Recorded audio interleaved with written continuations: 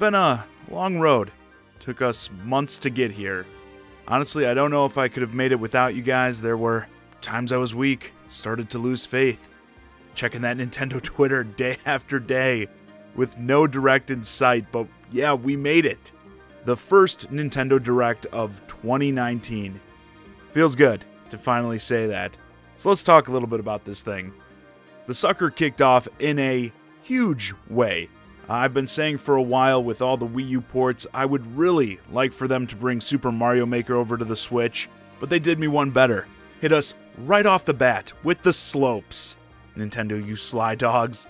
Super Mario Maker 2 is coming to the Switch, launching in June of this year, and the sooner the better. Obviously, with a user-created content game like this, it really only gets better over time as people get more used to the creation tools, as well as just growing the player base in general. It'll result in more cool stages to play, so I can't wait to finally have Mario Maker on Switch. It was great to hear that. How about some Smash Bros. Ultimate news? Hell yeah! Everyone was waiting to see a big gameplay debut for Joker, as well as maybe some new announcements. And what did we get?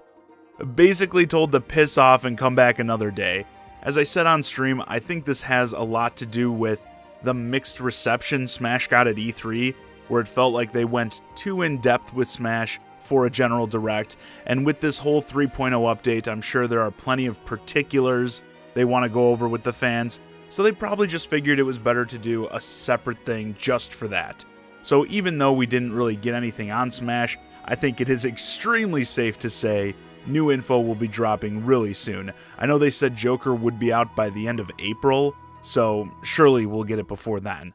Bloodstained Ritual of the Night was something that really caught me off guard. Wasn't expecting to see that game here, and definitely not expecting to, at long last, get a release window. It's set to come out this summer. If you're unfamiliar, this is Koji Igarashi's new game, heavily inspired by Castlevania Symphony of the Night. I thought this was really cool because I backed the game on Kickstarter, again, years ago, and I figured I must have missed an update with this new info and trailer, because as you may know, if you've ever backed something on Kickstarter, they're usually giving those people the updates and announcements first. But no, backers got an email about it shortly after the Direct aired, so I thought it was neat that they saved it for everyone to be surprised during the Direct. Then this Direct got very anime RPG. I think this is what sort of made or broke the presentation for a lot of people. Just a barrage of games with very similar styles. But there were two in specific I would like to point out. One is the Switch version of Dragon Quest XI.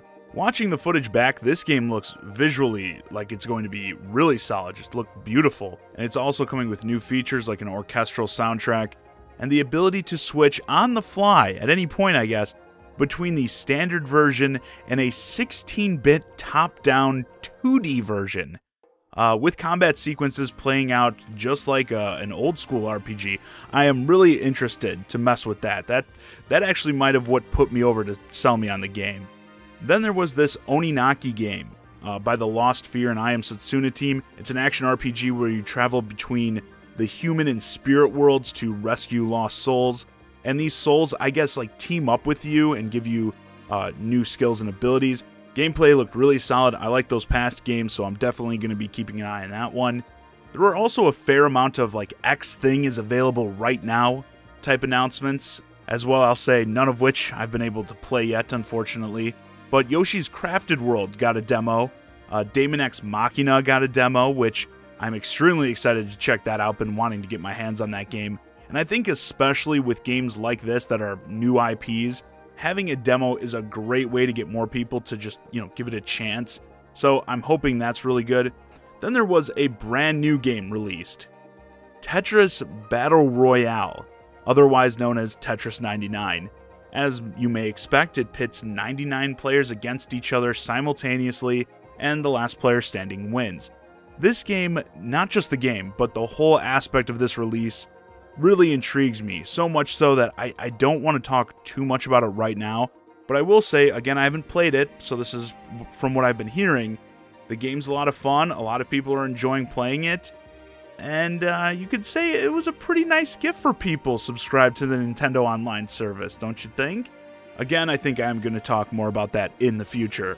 Then there was the main advertised attraction, Fire Emblem 3 Houses. I am super pumped for this game, but I don't feel like the showcase for it was executed very well. I can see why some people, especially those who aren't Fire Emblem fans, kind of saw this as a bit of a letdown. I think I would have more preferred like a highlight reel of completing a mission or something.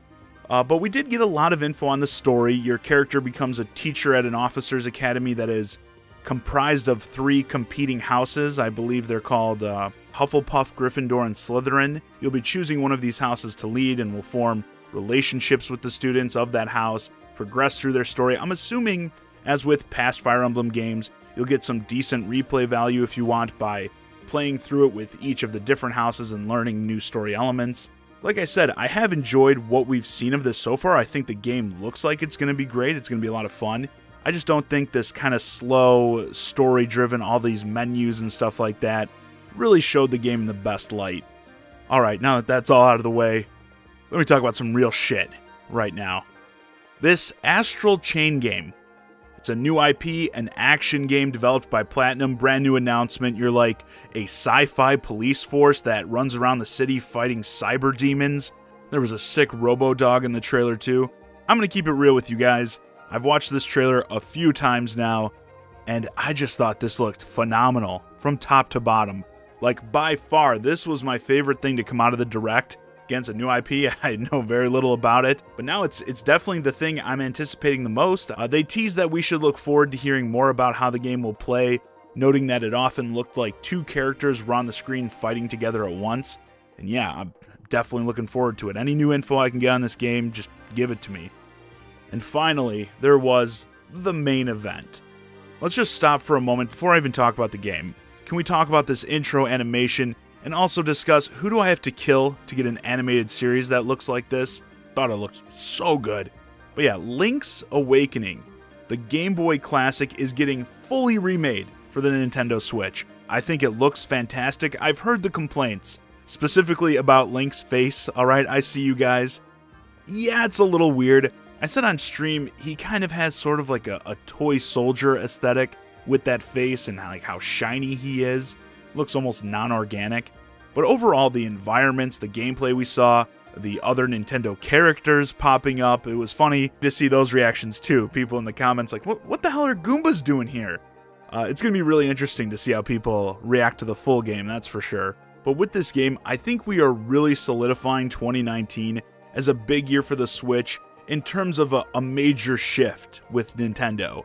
Since when the Switch was first announced, pretty much, I've said you're not really going to see things kick into next gear until the 3DS is left in the past.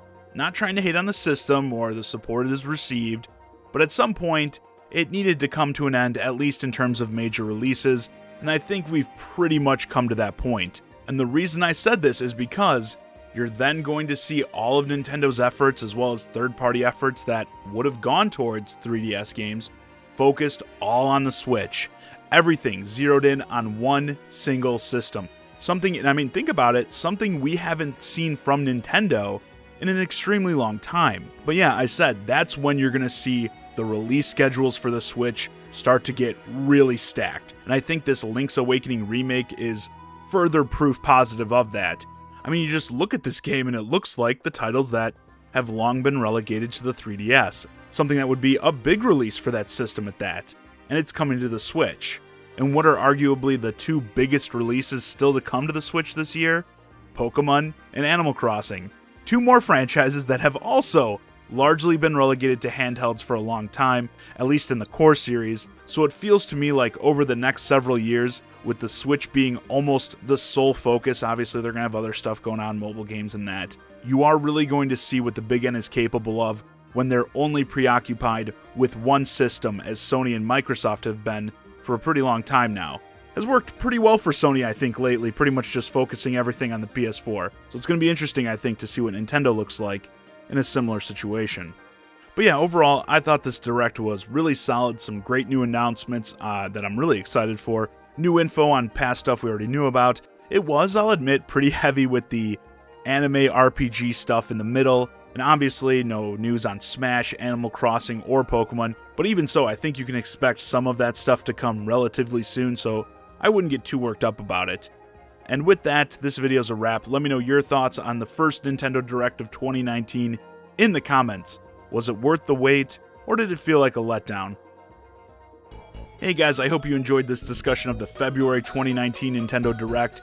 If you're new to the channel, please consider subscribing. And if you want to keep the conversation going, hit me up on Twitter, @JohnnyZakari, and join my Discord, ChiGuy and Friends. Link to both in the description below.